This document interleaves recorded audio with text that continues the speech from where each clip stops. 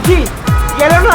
अरे शेट अरे बहुत डिस्काउंट प्राइस में एकदम आधे दाम पे दे रहा हूँ साहब। नहीं चाहिए। अरे आप देखो तो सही। अरे बहुत अच्छा क्वालिटी। अरे भाई एक बार बोला ना नहीं चाहिए। क्वालिटी देखो क्वालिटी। ओ मैडम जी देखो ना। मैडम जी लो ना, अच्छी क्वालिटी का है मैडम जी, एकदम अच्छा क्वालिटी का है मैडम जी। अरे क्यों परेशान कर रहे हो, एक बार बोल दिया ना नहीं चाहिए। ओ भाई वो देखो ना, मैडम को कुछ हुआ है। कुछ नहीं हुआ उसे। अरे सो रही है वो। गर्दन से खून आ रहा है। क्या? हाँ मैडम के गर्दन से खून आ रहा है साहब। सुची वो देखो सुची।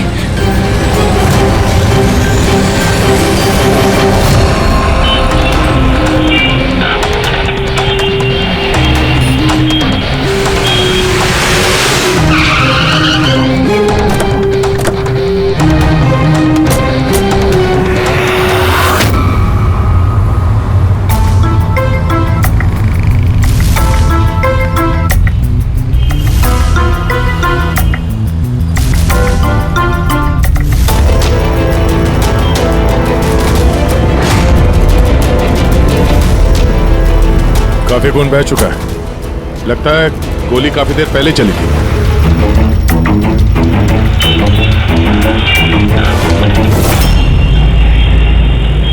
ये सब कैसे हुआ मिस्टर आशुतोष? अच्छा, और इनका नाम क्या है? ये मेरी बीवी, मेरी वाइफ सुची। मेरा मतलब है मेरी एक्स वाइफ सुची। Ex wife? ये सब कैसे हुआ? पता नहीं सर, मुझे कुछ पता नहीं चला सर। कुछ मालूम नहीं?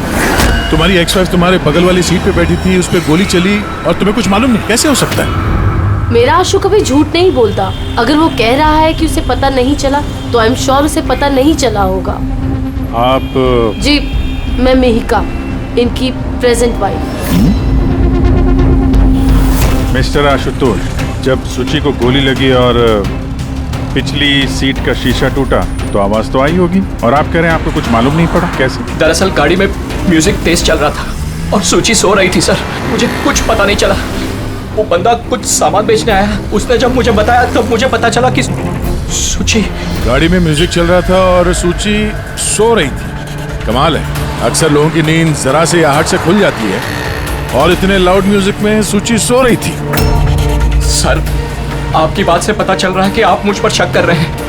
सर मैं ऐसा क्यों करूंगा? सुची और मेरा डिवोर्स जरूर हुआ था, लेकिन हम बहुत अच्छे दोस्त थे, हमारे अच्छे ताल्लुकात थे। अब दिनेश से पूछ लीजिए प्लीज। दिनेश? सर मैं सुची का भाई। आशुतोष सही कह रहे हैं सर, तलाक के बाद भी आशुतोष और सुची में बहुत अच्छे ताल्लुकात थे, कभी कोई मनमुटाव नहीं था। अच्छा, तो आप लोग जा कहाँ रहे थे? हमारी बेटी रूही की बोर्डिंग स्कूल से लौट रहे थे। तो ये सुची कार में बैठते ही सो गई या बाद में? सर दरअसल हमारे बीच में बहस हो रही थी। आशुतोष, रूही का स्कूल बहुत अच्छा है, हमें उसे उस स्कूल से नहीं निकालना चाहिए। सुची ये स्कूल बहुत ही महंगा है, मैं इसकी फीस अफोर्ड नहीं कर सकता हूँ। लेकिन मैं कर सकती हूँ, और मैं अपनी बेटी की एजुकेशन में कोई कॉम्प्रोमाइज नहीं करने सुची वाली। मैं तुमसे पैसे नहीं ले सकता। क्यों? ओह,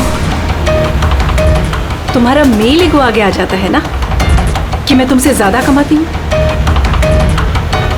जानते हो हमारे डिवोर्स की भी यही वजह थी। एक औरत एक आदमी से ज्यादा कामयाब कैसे हो रिश्तों में सकती होनी है? चाहिए, पति पत्नी में नहीं।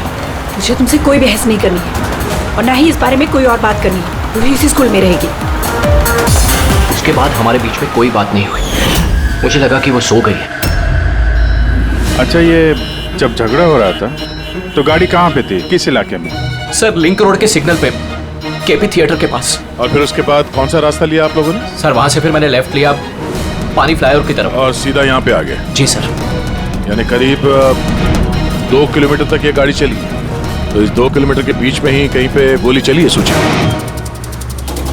पंकज एक काम करो, केपी थिएटर से लेके यहाँ से इधर 2 किलोमीटर दूर तक चेक कर लो, कहीं पे कोई सबूत वगैरह मिलता है क्या? मतलब कांच वगैरह का टुकड़ा टूटा होगा, वो देख लेना, और पैदल जाना।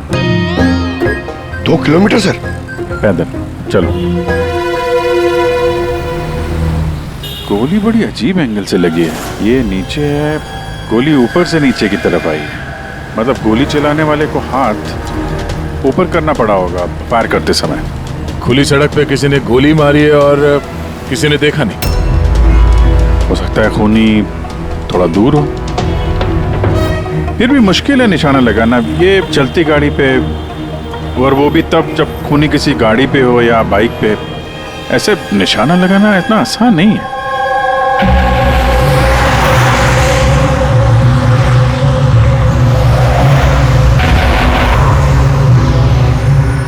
रास्ते में कहीं पे गाड़ी रोकी थी तुमने? सिग्नल पे रोकी थी सर, बस और कहीं नहीं। अगर सिग्नल पे किसी ने गोली चलाई हो या फिर कहीं और से भी गोली चलाई हो तो वो निशाना लगाने के लिए वक्त तो लगेगा। तो किसी ने गोली मारते हुए किसी को देखा कैसे नहीं? हेलो, हाँ सर, ठीक है सर, हम लोग पहुंच रहे हैं। क्या हुआ? एसीपी साहब का फोन था, एक और लाश मिली है कामरे ब्रिज के नीचे।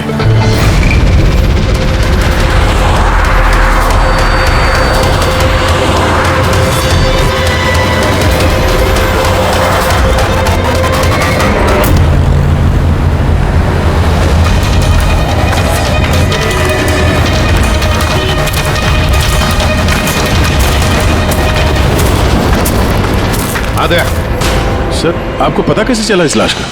लोकल पुलिस को आसपास के लोगों ने कंप्लेंट दी थी। 2 घंटे पहले लाश मिली है।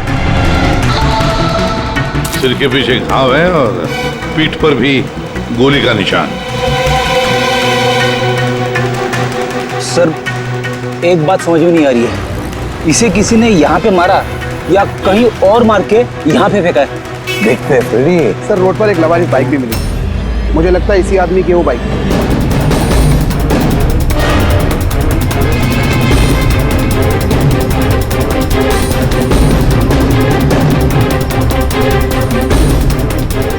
Skid mark.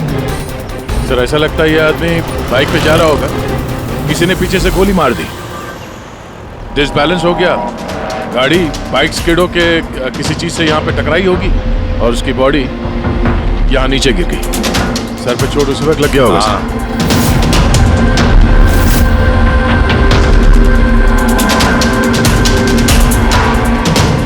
सर, समझ में नहीं आ रहा ये आदमी कौन है। इसका कोई आइडेंटिफिकेशन नहीं है। ये मिसिंग पर्सन ब्यूरो में पूछताछ करूं क्या? फ्रेडी, इतनी जल्दी कोई भी मिसिंग पर्सन ब्यूरो में रिपोर्ट दर्ज नहीं करेगा। काम करो, आरटीओ में जाकर इस बाइक का रजिस्ट्रेशन चेक करो। सारे के सारे डिटेल्स मिल जाएंगे, मालिक कौन है वगैरह। दूसरे केस का क्या हुआ, कुछ पता चला? नहीं सर, बड़ा अजीब केस है, समझ में नहीं आ रहा गोली किसने चलाई और कहां से। सर, वो पूरा इलाका देख लिया सर, लेकिन कोई सुराग नहीं मिला। ट्रैफिक पुलिस ने क्या बताया? सर, ट्रैफिक पुलिस वाले, वहाँ के दुकानदार और 2-3 जन और जो खड़े थे उन सबसे पूछा सर, किसी को खून के बारे में कुछ नहीं पता। सर, सूची पे गोली चली कहां से? देखते हैं। सर, मैंने कहा ना आपसे, मुझे नहीं पता कि सूची को गोली कब और कैसे लगी। आशुतोष, दिनेश, मेहिका, सूची के सबसे करीब थे ना तुम तीनों भी? नहीं? तो फिर अब बताओ, सूची की मौत से तुम तीनों में से किसका फायदा होने वाला था? क्या मतलब? सर, हम सूची को क्यों मारना चाहेंगे? सर, मेरी सगी बहन थी, सगी बहन, मैं अपनी बहन को क्यों मारूंगा सर? करोड़ों रुपयों के लिए। और क्या? करोड़ों रुपयों के लिए। मुझे क्या फायदा हो सकता था? मेरा और सूची का तो ऑलरेडी डिवोर्स हो चुका था। हो सकता है डिवोर्स ही वो वजह हो।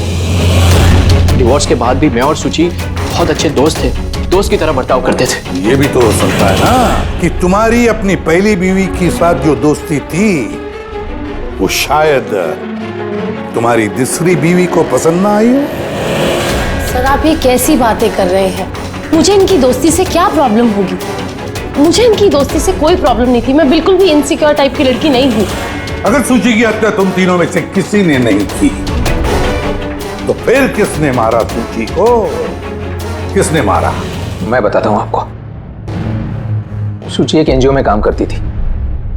उसने वहां पर शैली नाम की एक अकाउंटेंट का भांडाफोड़ किया था, क्योंकि शैली पैसे को लेकर हेराफेरी कर रही थी।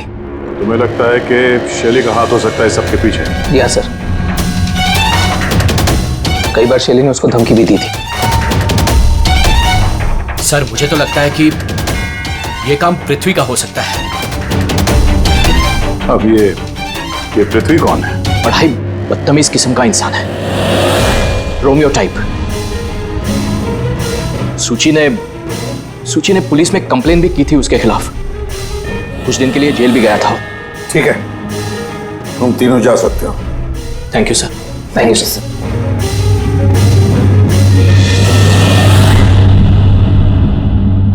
सर, ये तीनों गड़बड़ लग रहे हैं। इन तीनों पर कड़ी नजर रखो। उदय, शैली और पृथ्वी दोनों को ब्यूरो बुला लेते हैं। सर, आरटीओ से बाइक के मालिक का पता चल गया। सर, पृथ्वी और शैली का फोन अनरीचेबल आ रहा है, तो मैंने फ्रेडी से कहा है उनकी मोबाइल फोन को ट्रेस करने के लिए। ये तो हमारा डिलीवरी बॉय विवेक है। सर, हमारी बाइक ज्यादातर यही चलाता था। सर, इससे किसने मार दिया? तो ये पता करने की कोशिश कर रहे हैं। अच्छा, इस विवेक की किसी के साथ कोई दुश्मनी थी क्या? नहीं सर, ये तो बहुत ही सीधा साधा शरीफ लड़का था। कब से काम कर रहा था वो यहाँ पे? पिछले 1 महीने से। राजस्थान से आया था। सर, बहुत मेहनती था। सर, ये तो यहाँ शहर में किसी को जानता भी नहीं था। ये कहाँ जा रहा था डिलीवरी करने? कहीं नहीं सर। सर, छुट्टी थी आज उसकी, इसलिए मेरी बाइक लेकर घूमने के लिए गया था। अच्छा, उसका घर का एड्रेस दे सकते हैं जरा? सर, उसका घर का एड्रेस नहीं है, वो यहीं शॉप में सोता था।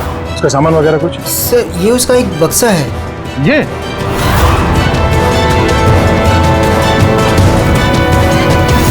सर, ये विवेक के बॉक्सेस और सारे सामान चेक किए मैंने, उसमें ये सर्कस के पैम्फलेट्स के अलावा और कुछ नहीं मिला।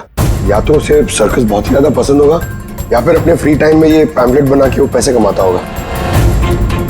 एक ऐसा मर्डर जिसमें सस्पेक्ट ही नहीं है। आखिर से विवेक जैसे गरीब आदमी को मार के किसी को क्या फायदा हो सकता है? वही तो फिर ये सूची का दूसरा मर्डर, जिसमें कई लोगों पर हमें शक है, उनमें से कोई भी गाड़ी के पास जाकर के गोली चला सकता था सूची पर? नहीं बस, आई एम सॉरी बट मैं तुम्हारी बात से सहमत नहीं। कौन सी बात से? यही कि किसी ने इसे पास से गोली मारी। क्या मतलब? सब मतलब ये। यार, ये तो राइफल की गोली है। हाँ सर, और ये गोली सूची के गले पर यहाँ इस तरफ फंसी हुई थी। गोली राइफल से चली है तो काफी दूर से चली होगी। हाँ बिल्कुल, दूर से भी और बहुत ऊंचाई से भी। हाँ, मैं बताता हूँ।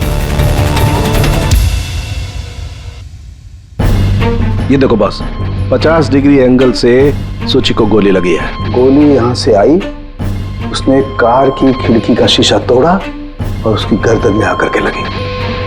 ये गोली जिस एंगल से आई है सर, कितनी दूर से चली होगी गोली का? लगभग 70 फीट की ऊंचाई से। किसी बिल्डिंग से गोली चलाई है। स्नाइपर तैयार बैठा था बिल्डिंग के ऊपर गोली चलाने के लिए। काम करो, जरा इस एरिया का मैप निकालो। तो गोली गाड़ी के बाई तरफ से आई थी, और बाई तरफ तकरीबन बहुत सारे ये बिल्डिंग्स और हाई राइज टावर्स है सर।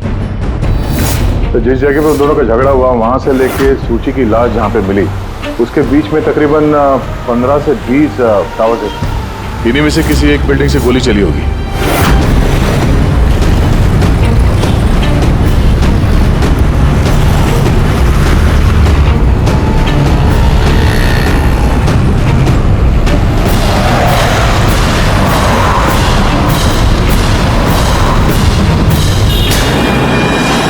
बस,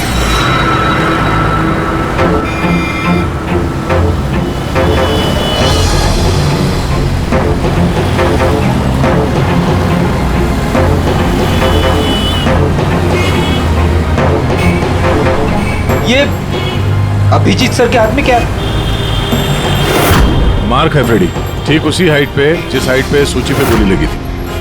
और मेरे हाथ में ये डिजिटल डिस्टेंस रीडर है। इससे ये लेजर लाइट उस मार्क पे अगर ठीक जाता है तो इसका मतलब है कि गोली यहाँ इसी बिल्डिंग से चली है। थोड़ा कॉम्प्लिकेटेड है। ठीक है, ये अभी करके देखते हैं।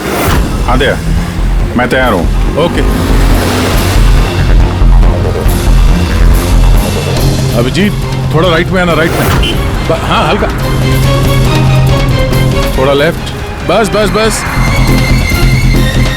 थोड़ा पीछे, थोड़ा पीछे। ये देखा, ये लेजर ठीक उस मार्क पे हिट नहीं कर रहा, लग नहीं रहा है वहां पे। गोली ऐसे नहीं चली सर। एग्जैक्टली। अरे ये स्नाइपर के पास ज्यादा वक्त थोड़ी ना होगा निशाना इधर उधर करने के लिए, जब उसने सूची पे गोली चलाई। एक काम करते हैं, किसी और बिल्डिंग में देखते हैं। ठीक है, चलो।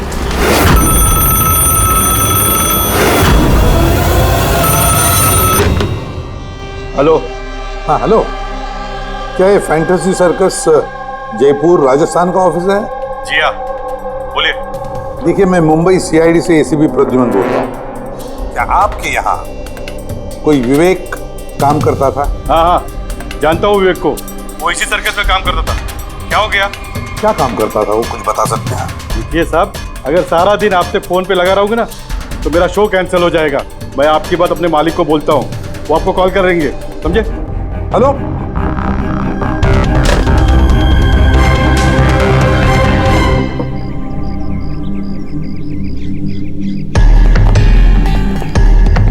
कमाल है सर, बिल्डिंग में वॉचमैन ही नहीं था। लगता है गोली यहीं से चली होगी। देखते हैं। हाँ अभिजीत, रेडी है?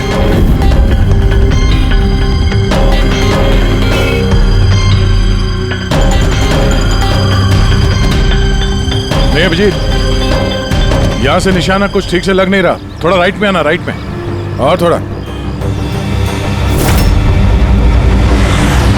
हाँ परफेक्ट परफेक्ट, यहां पे लग गया निशाना।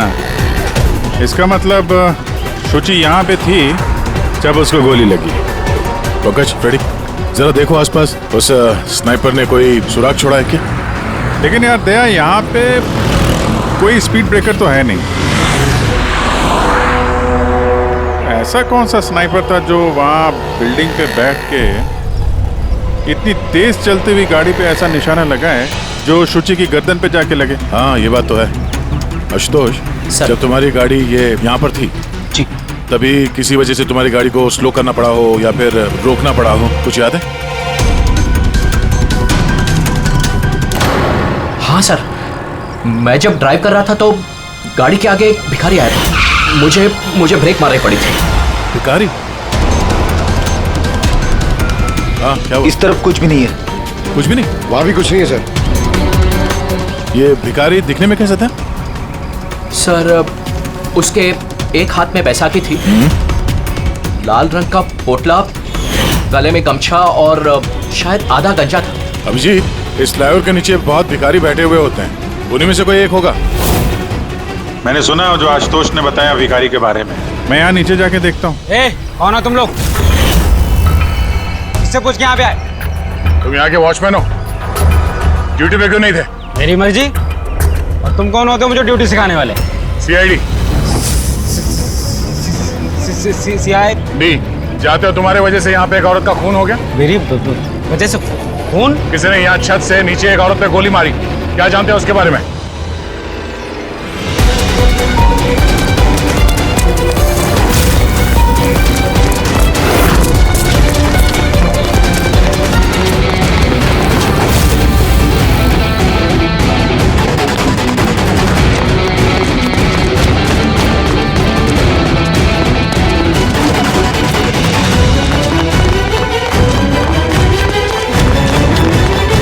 रुक जा। सब मैंने कुछ नहीं किया, सब मैंने कुछ नहीं किया, सब मुझे छोड़ दो। कुछ नहीं किया तो भागा क्यों? मैं डर गया था सब। क्यों डर गया था? क्या जानता है इस खून के बारे में?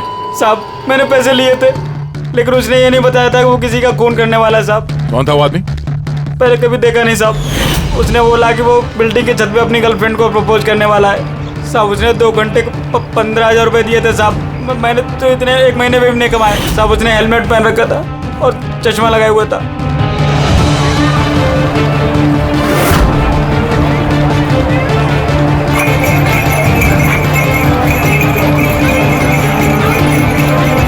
अरे सुनो भाई, ओ भाई साहब, ये एक ऐसे आदमी को देखा है जो लाल गमछा बांधता है, अरे लाल रंग की पोटली रखता है और बैसाखी से चलता है? क्या? अरे सुनो भाई यार, एक आदमी को देखा है तुमने जो लाल रंग का गमछा बांधता है, पोटली है उसके पास लाल रंग की, बैसाखी से चलता है? नहीं देखा?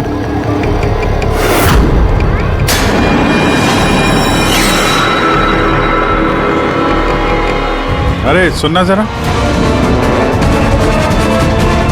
अरे सुनो भाई, बात करनी है यार। अरे ए, क्या कर रहे हैं भाई? अरे रुको यार।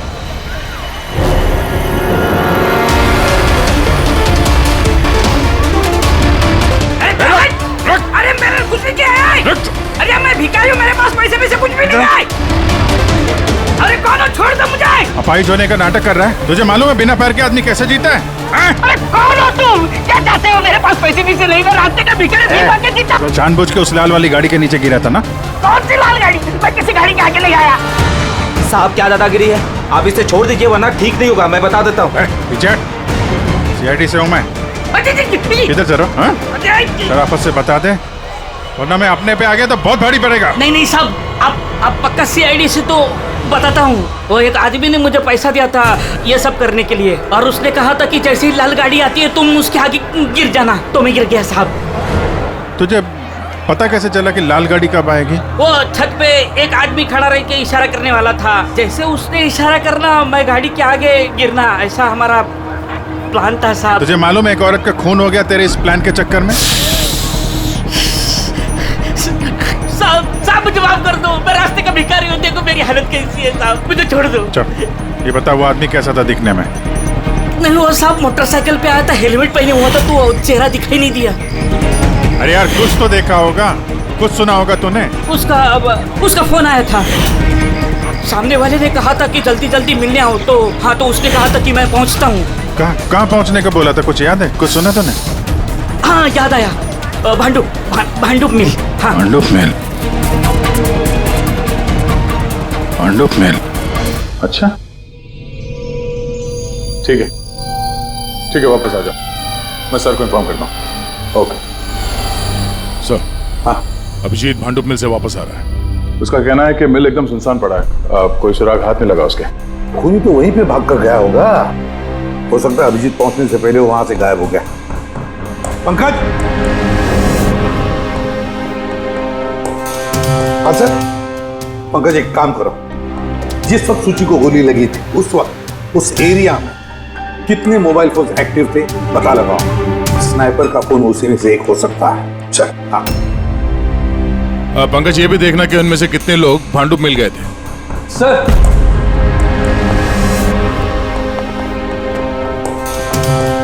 सर ये शैली है, NGO अकाउंटेंट।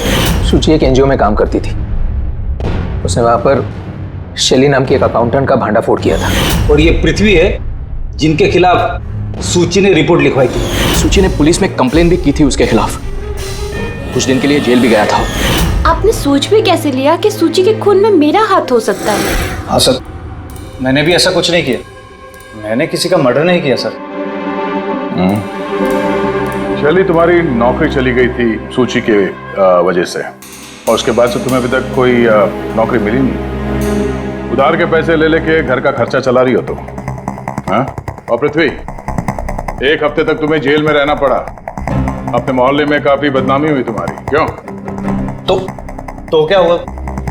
अगर मुझे बदनामी का इतना डर होता तो मैं अपना घर बदल लेता, मर्डर थोड़ी ना करूंगा मैं किसी का।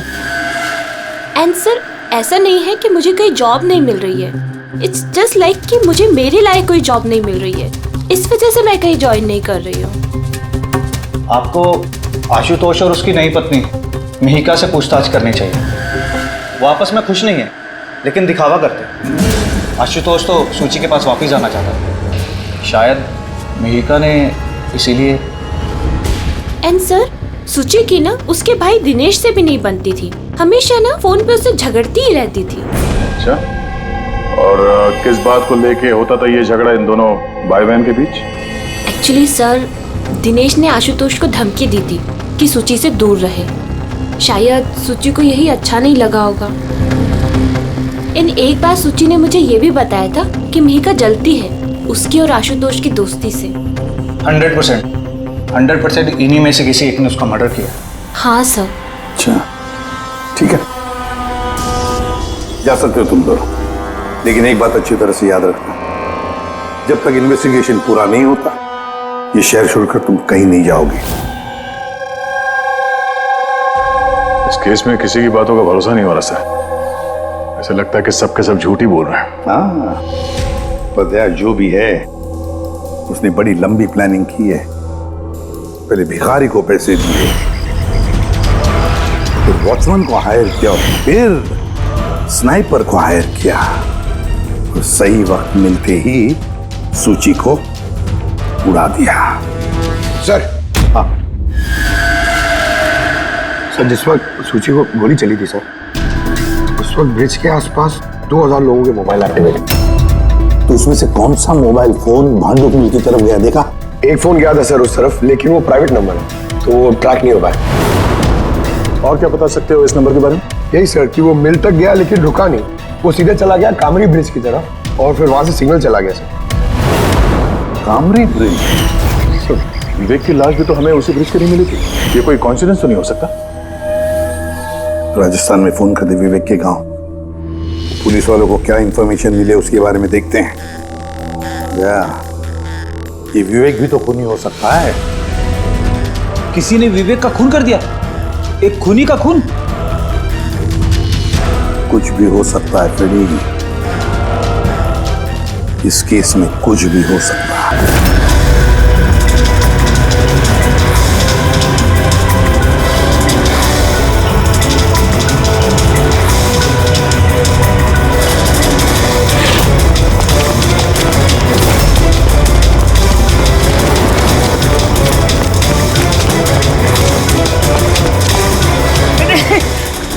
अबे बार बार भागता क्यों है? हैं? अरे हाँ, बार बार मेरे पीछे पड़ते हो, क्यों पड़ते हो मेरे पीछे? बात करनी है तेरे से। मुझे नहीं बात करनी है। तो बहुत हुआ साहब, आप हम लोगों को इस तरह परेशान नहीं कर सकते। कोई परेशान नहीं कर रहा, हम अपना काम कर रहे हैं, जाओ। हमको कुछ नहीं सुनना है, जाइए यहाँ से।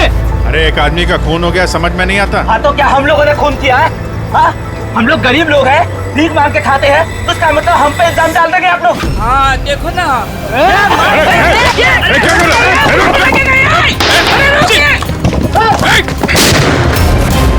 अभिजीत, तो ठीक हो? थोड़ा सा। ओह नो, पत्थर लग गया है। क्या किया तुम लोगों ने?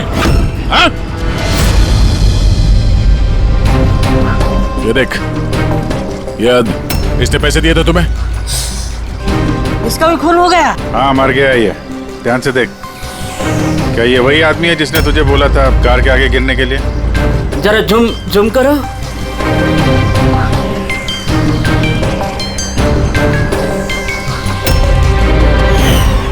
ऐसी घड़ी उसने भी पहनी थी।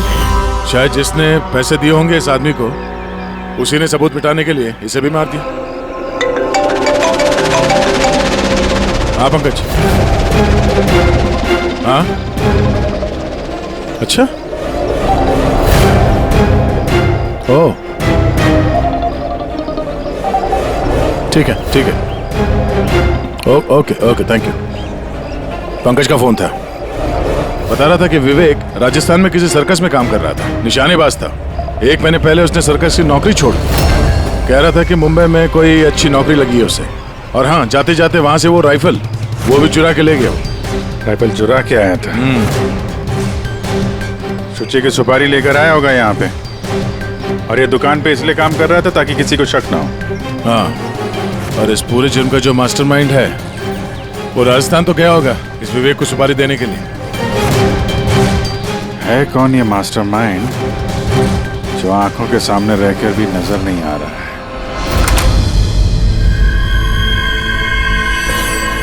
अरे मिस्टर आशु। सर आप लोग यहाँ? मिस्टर आशु, उस आदमी का पता चल गया है जिसने शुचि पे गोली चलाई थी। वाह, दैट्स अ ग्रेट न्यूज़। आपने पकड़ लिया उसे? विवेक नाम है उसका। आप लोग किसी विवेक को जानते हो? नहीं तो। कमाल है, आप किसी विवेक को नहीं जानते हो, मगर 15 बार कॉल किया आपने अपने मोबाइल से। क्या? सर मैं जब किसी विवेक को जानता ही नहीं हूँ तो मैं उसे फोन क्यों करूँगा? सिर्फ इतना ही नहीं, उससे मिलने तुम राजस्थान भी गए थे। सर्कस में उसकी गोली चलाने की कला तुम्हें इतनी पसंद आ गई थी कि सूची को मारने का कॉन्ट्रैक्ट भी दे दिया उसे। क्या? 1 मिनट सर, 1 मिनट। ये बात सच है कि मैं बिजनेस ट्रिप के लिए राजस्थान गया था, लेकिन मैं कोई सर्कस में नहीं गया था। और मैं जब कोई विवेक को जानता ही नहीं हूँ तो मैं उसे फोन क्यों करूँगा? तो क्या ये तुम्हारे फोन रिकॉर्ड झूठ बोल रहे हैं? सर ये हो सकता है कि मेरे फोन से किसी और ने फोन किया हो मेरी गैर मौजूदगी में। अच्छा, तो आप अपना फोन ऐसे ही लापरवाही से इधर उधर छोड़ देते हैं क्या? नहीं सर। हाँ सर। अच्छा ठीक है sir, okay sir, okay. Doctor Salunkhe का फोन था, हमें फॉरेंसिक लैब में बुलाया आशुतोष को लेके। बस सुची यहाँ बैठी हुई थी इस सीट पे, और ये इस सीट का हिस्सा है जो पीछे की तरफ, और ये है वो लीवर जिससे सीट आगे पीछे होती है, और इस लीवर को जाम कर दिया गया है। देखो, लीवर को जाम कर दिया गया है। हाँ यार, बस यही सुना कैसे? इसके लिए आपने हमको वहां से बुलाया? पंकज, यार तेरी पूरी बात सुनो ना। सुराग ये नहीं है कि ये लीवर अटका हुआ है, सुराग ये है कि इसे जानबूझकर पीछे अटकाया गया है। और सर सीट जानबूझ के कोई खराब क्यों करेगा? यही तो हम लोग भी सोच रहे थे। आशुतोष, ये तुम्हारी इस गाड़ी की सीट कब से ऐसी है, कब से पीछे अटकी पड़ी है? सर परसों रात तक तो ठीक थी, लेकिन कल सुबह जब निकला तो रिक्लाइन काम नहीं कर रहा था। मेरे पास ठीक कराने का वक्त नहीं था, इसलिए ऐसे ही निकल पड़ा। तालुंके साहब, सीट खराब होने का इस केस से क्या लेना देना? लेना देना है फ्रेडी, और लेना देना यह है कि खूनी चाहता था कि सीट पीछे अटकी रहे ताकि सूची की पोजीशन ऐसे रहे पीछे की तरफ। सर, अगर वो आगे बैठती या पीछे बैठती तो उससे खूनी को क्या फर्क पड़ता? खूनी तो गोली चलाने वाला था ना। यार पंकज, तुम एक काम करो, यहाँ ड्राइविंग सीट पे बैठो। सारिका, तुम सूची की जगह। हाँ। अब मान लो कि मैं सूची हूँ, तो जब मैं इस सीट पे बैठी थी तब मेरा सर ऐसे था। बॉस, सूची का सर यहाँ होने का फायदा खूनी को तब मिलता जब उसका एम सूची नहीं, ड्राइविंग सीट पर बैठा हुआ आदमी होता, मतलब आशुतोष होता। लेकिन आशुतोष को किसी भी वजह से बहुत जबरदस्त ब्रेक लगाना पड़ा। ब्रेक की वजह से झटका लगा और झटके में सूची आगे आई, और बॉस गोली आशुतोष को लगने की बजाय सूची को लग गई। सर इसका मतलब आशुतोष खूनी नहीं है, बल्कि कोई उसका खून करना चाहता है।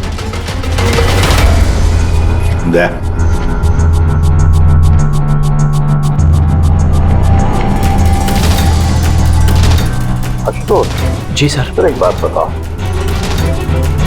तुम्हारा कोई दुश्मन है? कोई ऐसा दुश्मन जो तुम्हारी जान लेना चाहता है? याद करके बताओ, सोचो।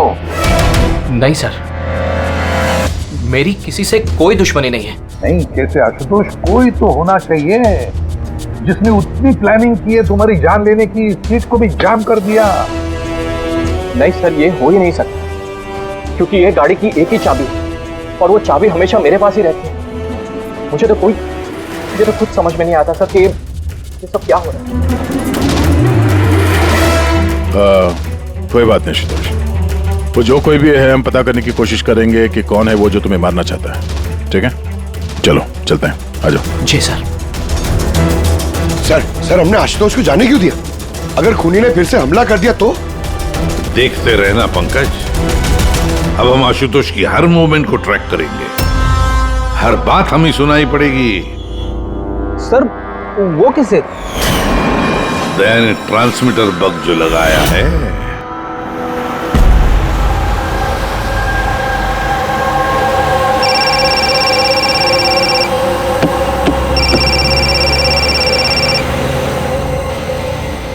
हेलो, हाँ बोलो। अच्छा, तो आ जाओ घर पे। वहां पर वो जगह तो बंद है ना? ठीक है, आता हूं।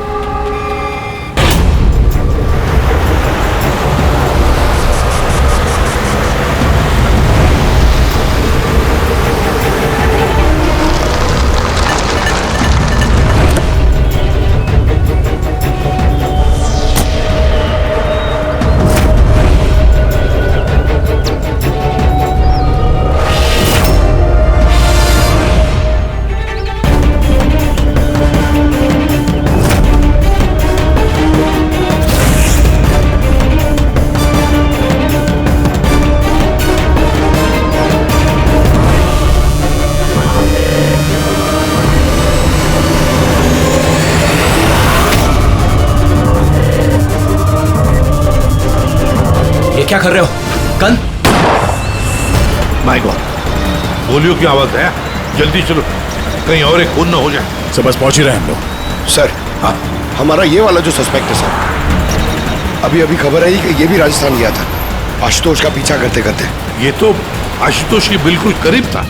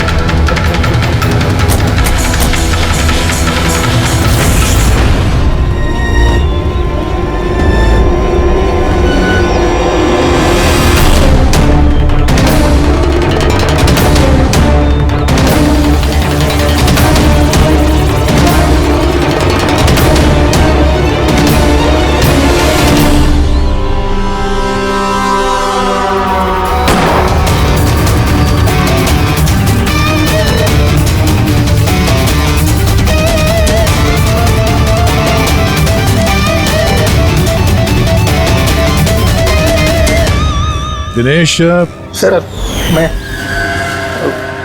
सुची का भाई। मर गया सर। मैंने कुछ नहीं किया सर। ये मुझे मारना चाहता था सर।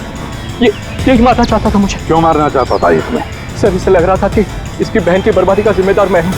शादी के बाद सुची डिप्रेशन में चली गई थी और उसने अपने आप को मारने की भी कोशिश की। और ये सब मैं नहीं जानता था सर, बिल्कुल नहीं जानता था। जाने अनजाने में इन दोनों की मौत का जिम्मेदार मैं बना हूं। तो जाने अनजाने। पंकज, इसे जरा छांव में बिठा दो। मेरी फोरेंसिक लैब भेज दो।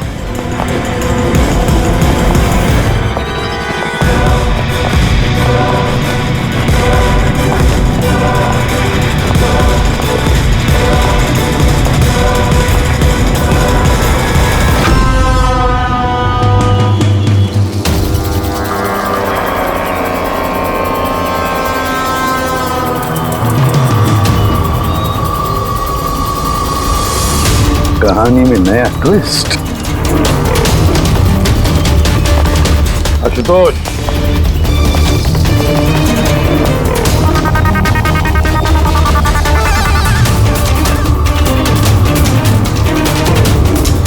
जानते हो क्या है ये? नहीं सर, मुझे नहीं पता। नहीं पता? अभी जान जाओगे। पंकज, तलाशी लो उनकी। मगर क्यों? हाथ ऊपर करिए, पता चल जाएगा आपको। सर, मैंने कुछ नहीं किया, मैं बेकसूर हूँ। आप मेरी तलाशी क्यों ले रहे हैं? मेरा यकीन मानिए सर, मेरे पास कुछ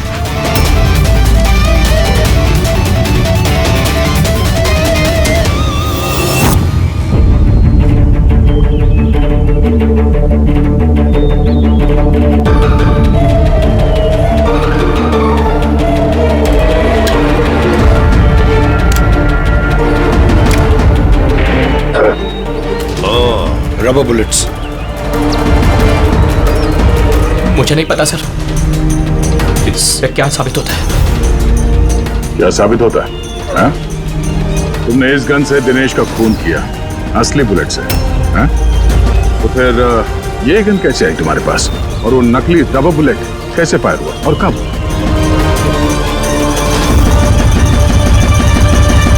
सब प्लान मैंने किया था sir. A to Z plan मेरा था। सुची की मौत, दिनेश की मौत,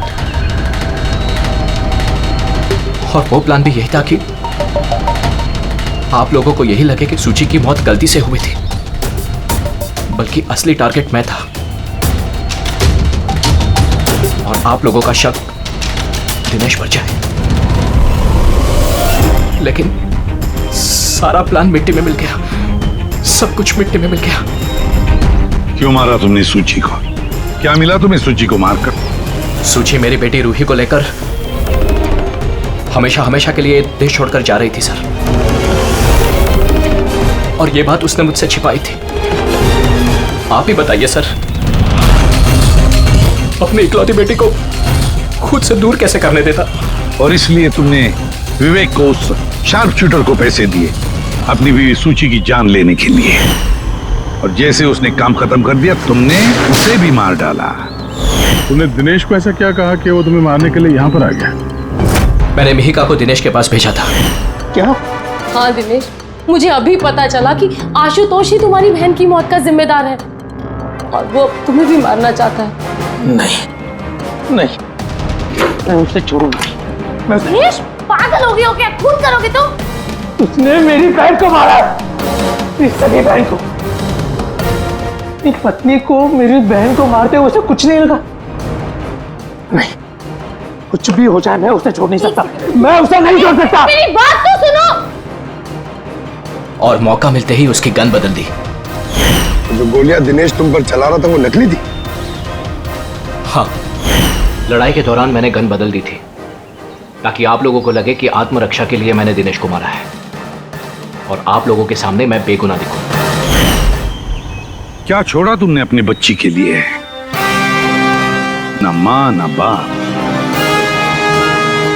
उसी बच्ची को पाने के लिए तुमने उसी की मां को मार डाला और फिर इस जुर्म में तुम भी जिंदगी भर जेल की सलाखों के पीछे सड़ते रहोगे। बताओ आशुतोष, क्या मिला तुम्हें अपनी बच्ची को इस तरह से अनाथ करके?